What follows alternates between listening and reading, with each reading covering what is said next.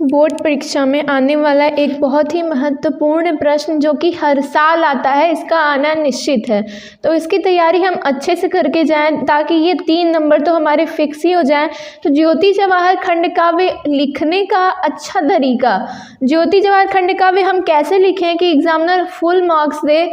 Full marks देने के लिए पहले तो हमें अट्रैक्टिव रूप में लिखना होगा। तो हम लिखेंगे कैसे, जैसे मैंने लिखा है, ज्योति जवाहर खंडकाव्य के नायक का चरित्र चित्रण कीजिए। इसी प्रकार बहुत प्रश्न बनते हैं, तो इसमें आपका जो पठित खंडकाव्य होगा आप उसी में जो नायक का चरित्र चित्रण होगा उसको करेंगे। तो यहाँ ज्योति जवाहर के नायक का चरित्र चित्रण है, तो ज्योति जवाहर खंडकाव्य के रचयिता कवि देवी प्रसाद शुक्ल राही द्वारा रचित ज्योति जवाहर खंडकाव्य के नायक आधुनिक भारत के निर्माता पंडित जवाहरलाल नेहरू हैं। ये तो पहले प्रश्न आया, प्रश्न को बोर्ड परीक्षा की कॉपी में लिखना नहीं है, टाइम की बर्बादी है केवल। तो पहले तो प्रश्नोत्तर संख्या, जिस भी प्रश्न संख्या होगा उसको लिखेंगे प्रश्नोत्तर संख्या, स्केच पेन से बढ़िया हेडिंग डाल के फिर उसमें लिखेंगे कवि देवी प्रसाद शुक्ल राही द्वारा रचित ज्योति जवाहर खंडकाव्य के नायक आधुनिक भारत के निर्माता पंडित जवाहरलाल नेहरू हैं। इस खंडकाव्य में कवि ने संपूर्ण भारत की विशेषताओं को पंडित नेहरू के व्यक्तित्व में ढालते हुए उन्हें युगावतार एवं लोकनायक के रूप में वर्णित किया है। इतना लिखने के पश्चात तब हम हेडिंग बाय हेडिंग उनके व्यक्तित्व की विशेषताएं लिखेंगे। अब उनके चारित्रिक गुणों की विशेषताएं निम्नलिखित हैं, ये काले पेन से होना चाहिए। फिर हमारा हेडिंग आएगा, पहली हेडिंग विराट व्यक्तित्व।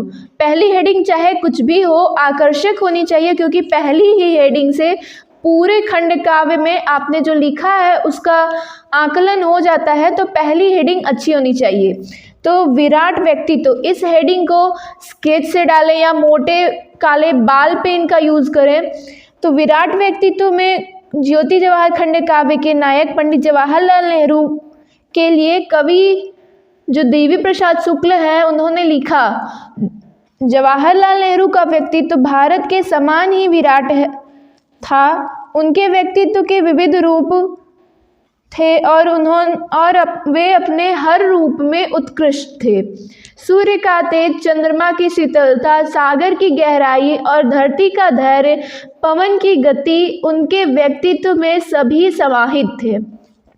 इस प्रकार ये विराट व्यक्तित्व का हेडिंग डालने के पश्चात 2 लाइन छोड़ना बहुत ज़रूरी होता है। और फिर जब ये हमारा पूरा लिख लिए थी हेडिंग में, तो उसके बाद भी 2 लाइन छोड़ना होता है। फिर उसके बाद अगली हेडिंग, आधुनिक भारत के निर्माता एवं देशभक्त। पंडित जवाहरलाल नेहरू परम देशभक्त थे। उन्होंने गांधी जी का अनुसरण करते हुए देश को स्वतंत्रता दिलाने में अपना अभूतपूर्व योगदान दिया। उन्होंने भारत को धर्मनिरपेक्ष, पंथ निरपेक्ष तथा गणतांत्रिक देश घोषित करने के लिए अहम भूमिका निभाई। इस प्रकार वह आधुनिक भारत के निर्माता भी थे। ये दूसरी हेडिंग, मैक्सिमम 5 हेडिंग लिखनी होती है, क्योंकि 3 नंबर का है तो 5 मोर देन सफिशिएंट होगा इसमें। तो फिर से अगली हेडिंग, भारतीय संस्कृति के प्रतिनिधि। भारतीय संस्कृति के प्रतिनिधि में जो हेडिंग डाली है हमने उसी को लिखते हैं पहले। जैसे पंडित जवाहरलाल नेहरू भारतीय संस्कृति के सच्चे पोषक एवं प्रतिनिधि थे। इसमें दूसरी हेडिंग में हमने देखा आधुनिक भारत के निर्माता एवं देशभक्त, तो उसकी पहली लाइन यही होनी चाहिए कि पंडित जवाहरलाल नेहरू परम देशभक्त थे। अब भारतीय संस्कृति के प्रतिनिधि में आगे की लाइन, तो पंडित जवाहरलाल नेहरू भारतीय संस्कृति के सच्चे पोषक एवं प्रतिनिधि थे। वह भारत देश के अतीत पर गौरव अनुभव करते हैं तथा इससे प्रेरणा लेते हैं। वह भारत के महान व्यक्तित्वों के गुणों को ग्रहण करके अपने व्यक्तित्व को उदार बनाते हैं। इनके चरित्र पर अनेक महावीर महासंत जो भी हुए उनके चरित्रों का प्रभाव पड़ा। जैसे राम, कृष्ण, गौतम, महावीर, महात्मा गांधी, अशोक, मीरा, राणा प्रताप इत्यादि के चरित्रों का पंडित जवाहरलाल नेहरू के चरित्र पर प्रभाव पड़ा था। फिर तीसरी हेडिंग के बाद फिर से हम 2 लाइन छोड़ेंगे, 2 लाइन फिर हमारी चौथी हेडिंग होगी लोकप्रिय राजनेता। लोकप्रिय राजनेता पंडित जवाहरलाल नेहरू इतने विख्यात थे कि उन्हें हर जनता एक लोकप्रिय राजनेता के रूप में देखती थी। तो पंडित जवाहरलाल नेहरू भारत की जनता में अत्यंत लोकप्रिय राजनेता थे। कवि ने उनको युगावतार एवं लोकनायक के रूप में वर्णित किया है। कवि कहता है, मथुरा वृंदावन अवधपुरी की गली गली में बात चली, फिर नया रूप धरकर उतरा द्वापर त्रेता का महाबली।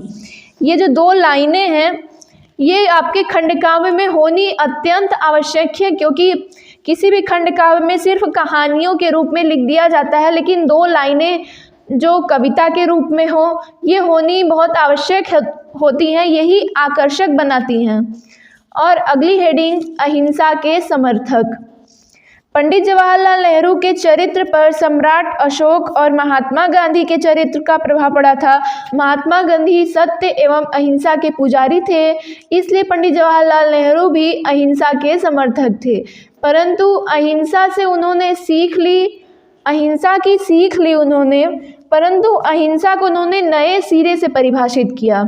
उनके अनुसार अत्याचारी के चरणों पर झुक जाना भारी हिंसा है, पापी का शीश कुचल देना जी हिंसा नहीं अहिंसा है। इस प्रकार ज्योति जवाहर खंडकाव्य को लिखने का सही तरीका, और अगर आप इस तरीके से लिखेंगे तो एग्जामिनर आपको पूरे के पूरे नंबर देंगे।